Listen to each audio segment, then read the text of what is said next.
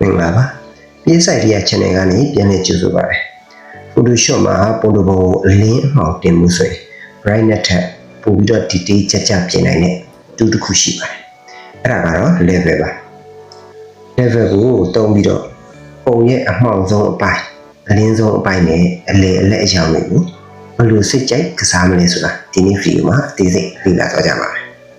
level panel ကိုဖွင့်လိုက်ရင်ဒီ histogram လေးကိုတွေ့ရပါမယ်အောက်မှာ slider 3ခုရှိပါတယ်ဒီဘယ်ဘက်ချမ်းလေးက black slider လေးပါဒါက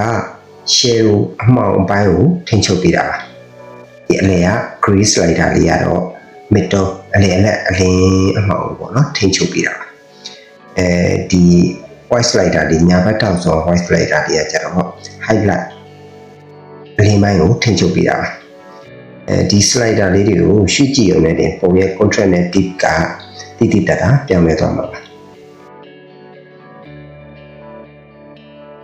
ဒီအနက်ရောင် slider လေးကိုညာဘက်နည်းနည်းရွှေ့ရင်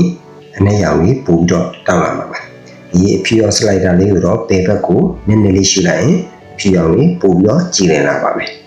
ဒါဆိုရင်ပုံကအရင်ထက်ပို့ပြီးတော့ clear ဖြစ်တော့တာကိုတွေ့မှာပါ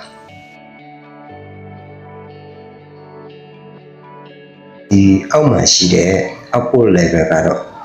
ပုံရဲ့ intensity ကို short ချခြင်းတဲ့အခါသုံးပါတယ်ဥပမာပုံကိုအရင်လည်းမမဲစေချင်ဘူး